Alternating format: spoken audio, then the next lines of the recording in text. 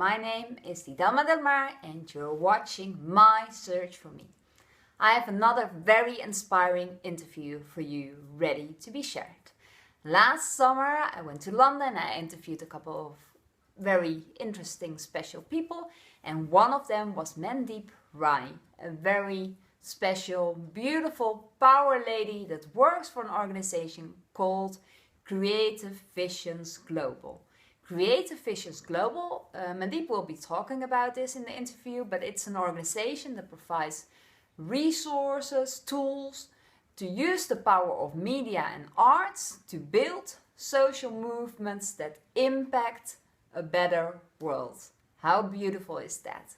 Well, Mandeep herself, she's quite a smart lady, and she tells us about her own journey, how she ended up working for this organization, everything that she does, and she gives her tips and advices when it comes to finding yourself and to really following your own heart. So please enjoy this interview, leave your comments and share it if you think it's useful for any other people. Go to the fan page on Facebook, My Search for Me, or subscribe to the YouTube channel and enjoy.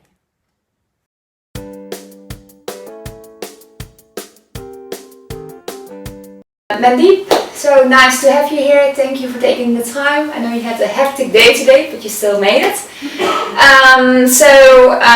Before we start, of course, the audience doesn't really know much about you, and I have to find out a lot of things about you. So let's just start with a general question. Who are you and what do you do? Okay. My name is Mandeep Rai, and I'm a human being. I'm a piece of stardust in this universe, like we all are. Mm-hmm. And I've just come from a retreat, which is why I'm answering the question in this way. You always have to contextualize it with where you're at. So where I'm at right now is that we're tiny. We're 0.01% of the whole universe, mm-hmm. and 99.9% we don't even know about. Yeah. So, as in, what we know about the Milky Way is 0.01%. Yeah. So we are just, stardust, just a piece of dust. So that's who I am. That's a very deep question. Beautiful described, but I can also imagine people would like to know, and what does that mean to your life? What do you do? Okay, so currently what I'm doing is setting up Creative Visions Global here in the UK. Creative Visions is an organisation that's been running for nearly 2 decades, so 17 to 18 years. Wow. And it's based in LA, and 18 years ago that was kind of my second job after private banking, and my introduction to media. Wow. And essentially what we do is help people who are using media or the arts for the power of good. And amplify their work. So by media and the arts, I mean anything from film, TV, radio, drama, music, everything within media and the arts. And by good, I mean anything that's making a real positive change to society. And it's not just about then kind of amplifying it through the media, but it's about having a real call to action and creating sustainable change. Okay. So it's a cross between media and a social enterprise, in the sense that it creates change. Yeah, beautiful. Can you give a couple of examples of the type of projects you guys work on, because it's still a little bit broad? Sure. So one example that I have witnessed over these years flourishing, we work with creative activists. So one girl came to us, her name's Jessica Mabry, and she said, I really want to teach young children how to use a video recorder in India.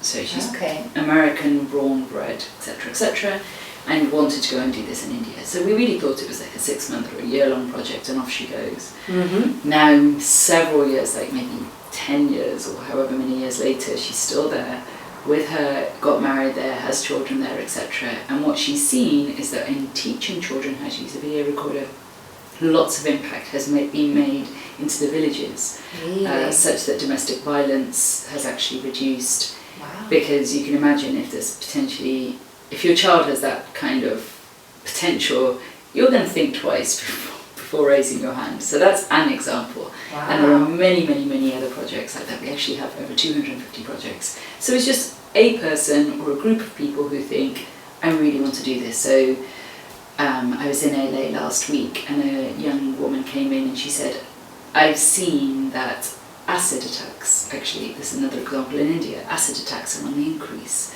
Wow. I really want to use photojournalism to make a difference there. So that would be the type of thing we would work with. And how did you get involved in this organization? I mean, it existed over 17 years. Yeah. I assume you weren't there from the beginning, or? I actually was. Really? Yes. Wow, so it's been a long journey. Yes. Wow. I got involved, so I was working for JP Morgan in private banking, and JP Morgan merged with Chase Manhattan. And during that merger, I took a small sabbatical, 3 months I asked for. Okay. And my dream was to, so I speak Spanish, my dream was to use Spanish in Central America and just travel across Central America. And Nice. some university friends were going, so I joined them. Yeah.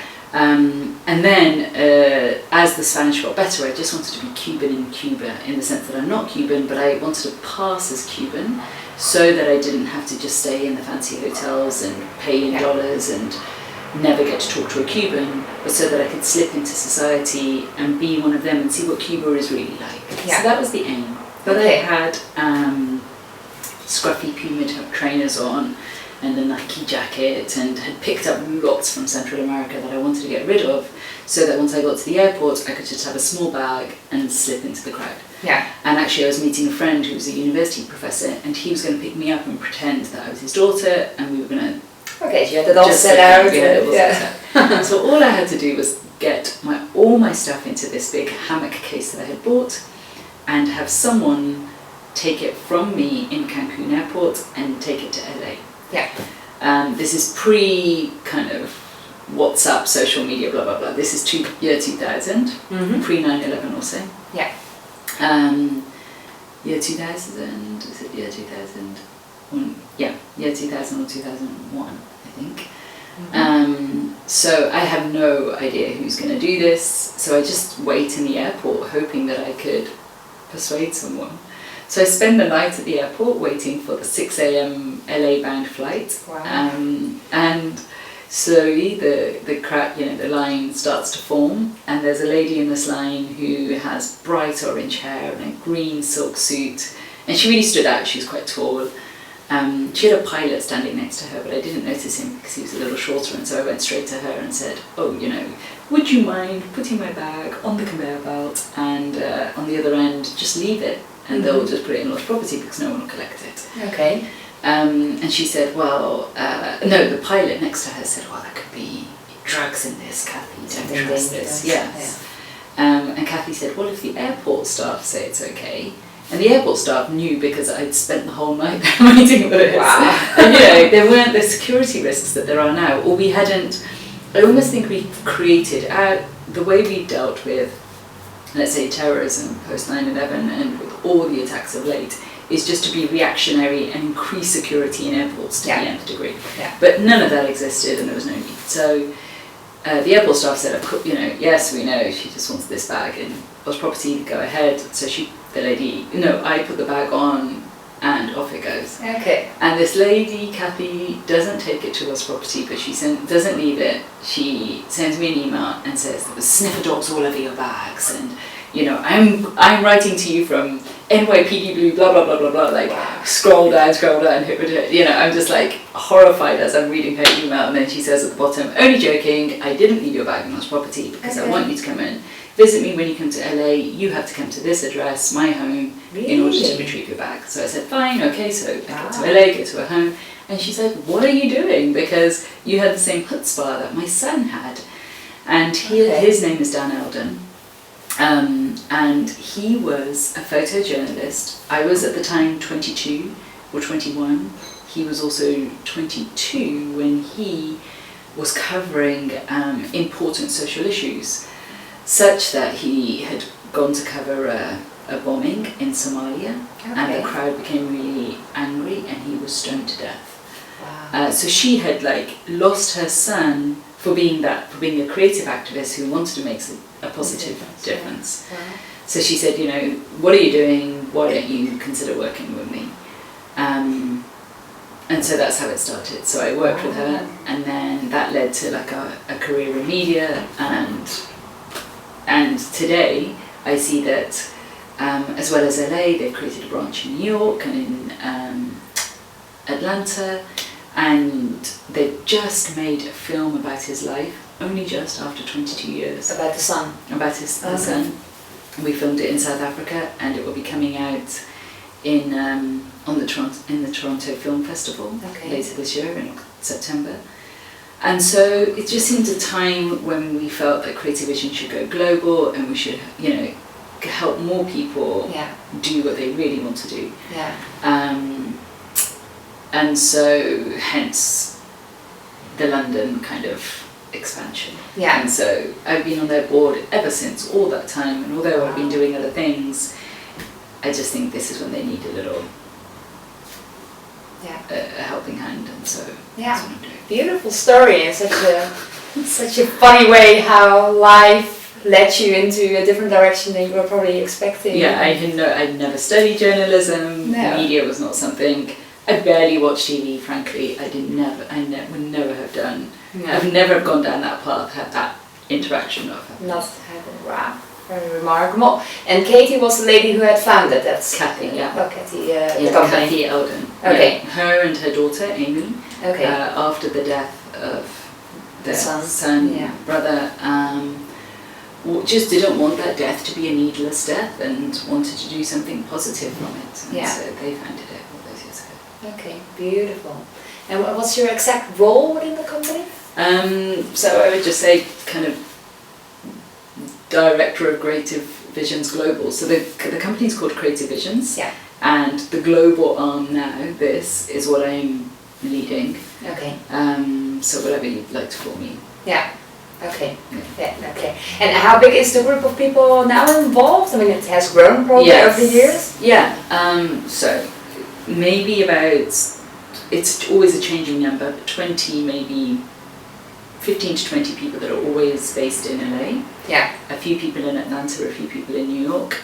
And in terms of the projects, in terms of kind of the network, it's a massive network. And I'd say we've traced where the projects have gone and how many people they've touched. And 100 million people have been touched by the work that's been done. And that's not us, that's all these creative activists that are doing. True then. Yeah. It has expanded further. Yes. Yeah, beautiful. So you've been involved with the company from the beginning almost. So you've seen it grown and a lot of nice projects probably along the way. And challenges and difficulties and all kinds of things. I mean, that is really something I've witnessed whilst doing other things, but I've definitely witnessed it. Yes. So can you give a couple of examples of those challenges along the way? Creative Visions first? Yeah. Okay. Well, Creative Visions it recently was described to me as a family business because it is mother and daughter. Yeah. But more importantly, it's a social enterprise and a charity, and I guess it wears many hats. Yeah.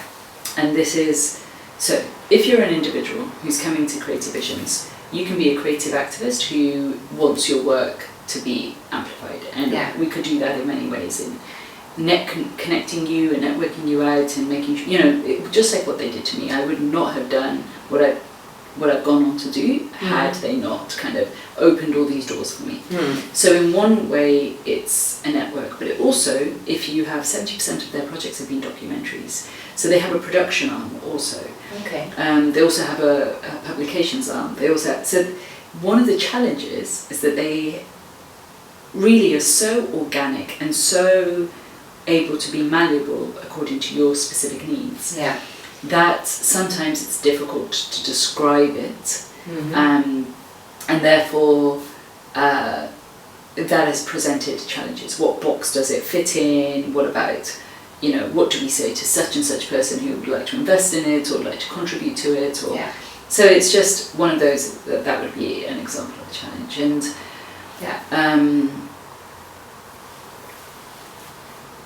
I guess as any organisation, or even as an individual, when you're going from a vision to a reality, there are also lots of things that have to change as you become from being organic to being organised and disciplined and an organisation with many people and therefore processes and structures, and so growing. Whether you're an individual or whether you're an organisation, I think that's a challenge that everyone kind of, including us, goes through. Or any entrepreneur goes through that. Yeah, that's normal. But also, in general in life, you always have those moments. And you have kind of critical, who am I, where am I going, what do I have to become now? We're always having to pivot. No, beautiful. And looking back at your career, what would you say were some of the things that you could have done differently? Or better, or if, like, looking back, if you could give some advice to your younger self, would there be some things that you would say, well, start with this or do this? Okay.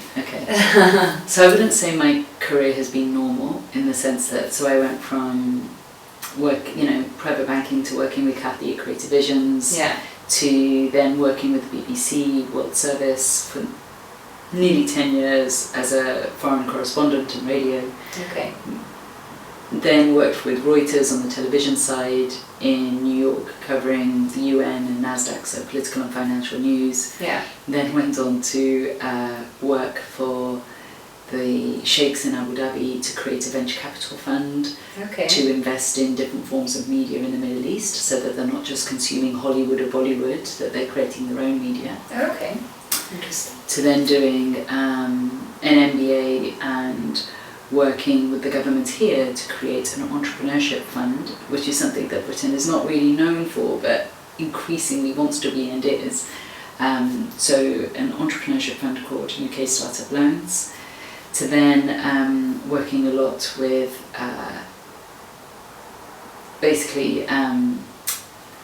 creating my own projects and brand, and working with different conferences and speaker series, etc., to a personal project that I'm now doing, which I'm not going to mention for the moment, but essentially all of that has meant that although you can see they seem to be logical steps, I guess similar to Creative Visions, similar to anyone else, it's different. I'm not just a banker or a journalist or fit in one box.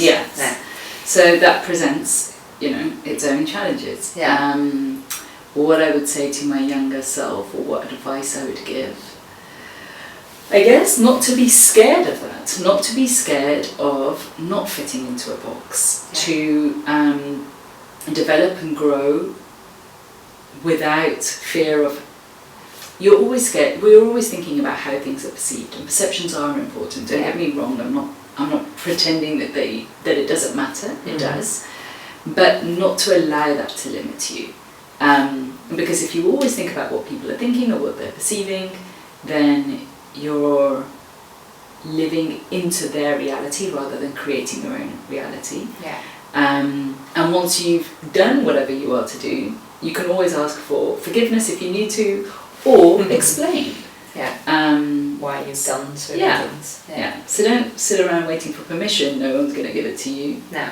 Go ahead and do what you need to do, and then explain it or ask for forgiveness. Beautiful interview, right, with this special lady, Mandeep.